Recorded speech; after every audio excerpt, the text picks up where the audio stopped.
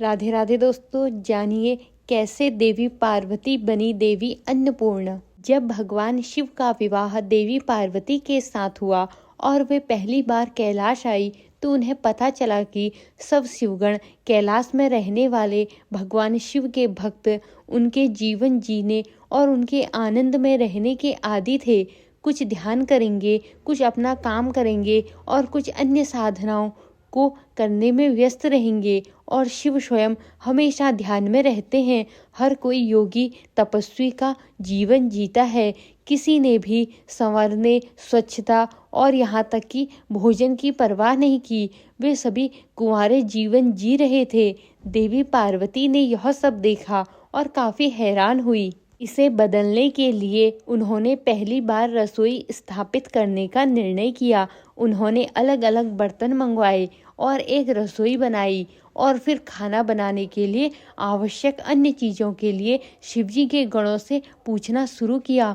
गणों ने आपत्ति जताई कि उन्हें रसोई की जरूरत नहीं थी क्योंकि वे कच्चे फल और कच्चे कंदमूल खाने के आदी थे। गण इस बदलाव से खुश नहीं थे, लेकिन देवी पार्वती ने सभी के लिए खाना बनाने पर बल दिया। जैसे ही भोजन पकना शुरू हुआ, इससे अलग अलग प्रकार की आवाजें आने लगी। गणों के अस्वीकृतपूर्ण प्रदर्शन और भोजन पकने के शोर से भगवान शिव का ध्यान भी बाधित हो गया। जब वे देखने आए कि क्या हो रहा है तो भगवान शिव को भी लगा कि रसोई की कोई आवश्यकता नहीं है। जब उन्होंने देवी पार्वती को रसोई की आवश्यकता नहीं होने की इच्छा व्यक्त की तो उन्होंने पूछा, क्या आप निश्चित हैं? हाँ, मुझे विश्वास है, शिवजी ने उत्तर दिया।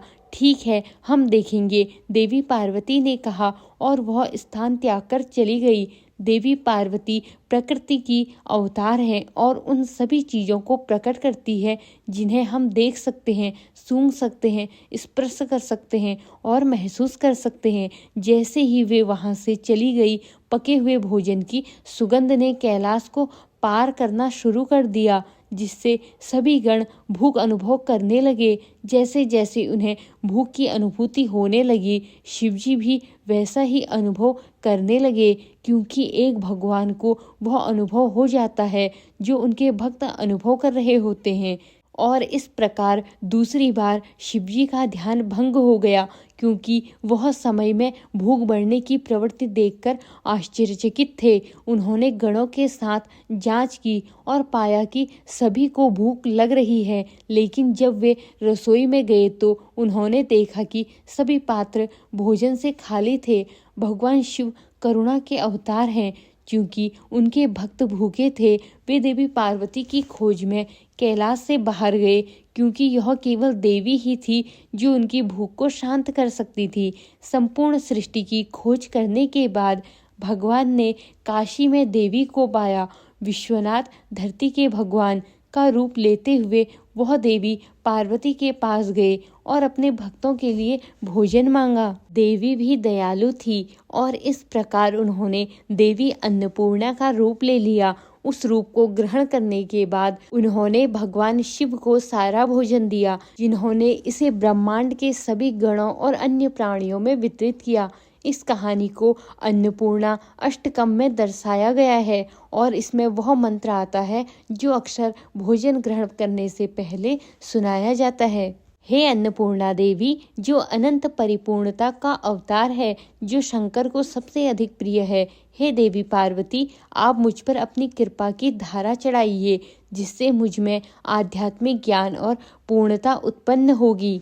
हे देवी पार्वती, जो मेरी माँ है, और भगवान महेश्वर जो मेरे पिता है, तीनों लोकों में सभी मानव रूप हैं। भगवान शिव के भक्त मेरे मित्र हैं।